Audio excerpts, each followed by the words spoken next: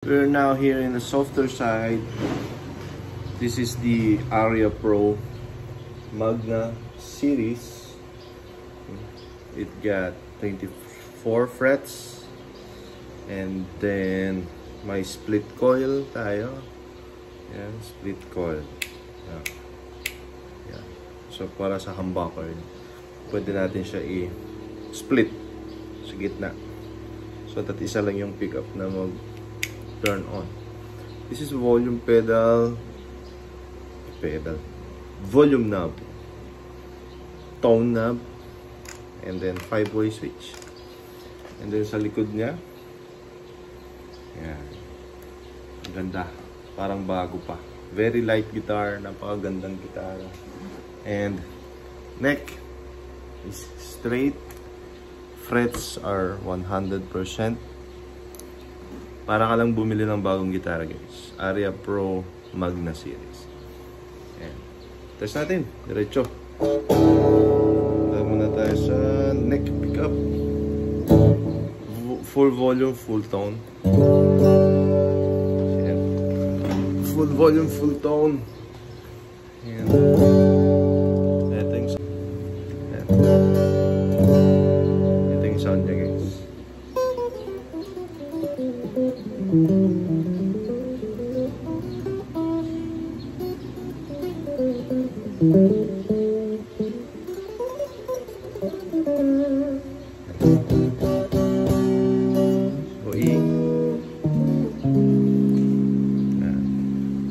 Very nice guitar. Ito tayo sa second position, which is this two. Middle pickup, which is this one.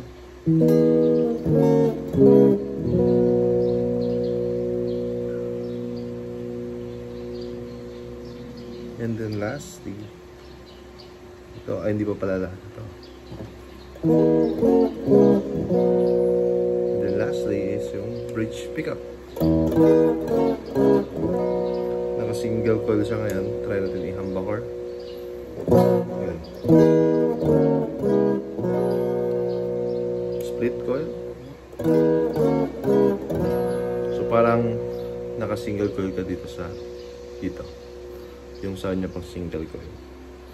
Dahil dito sa switch nito. Ayan. So wala po siyang whammy bar. Ganito lang po yung gitara na umabot sa amin. So yan. Yun.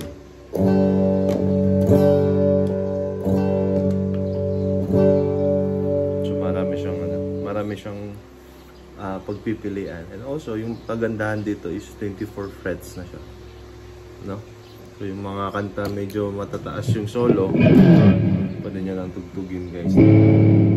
Kasi abot niya.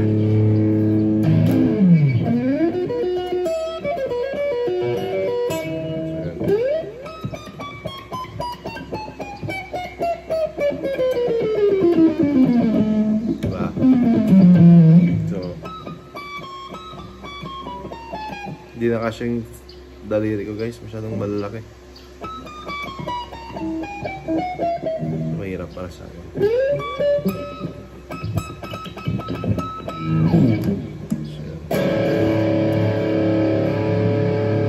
Distortion, bridge pickup.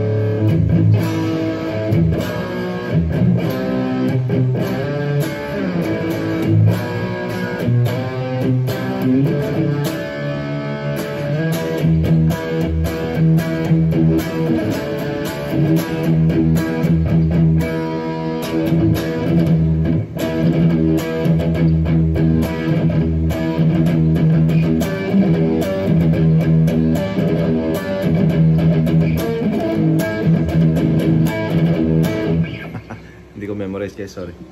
So yan yung Aria Pro Magna series namin.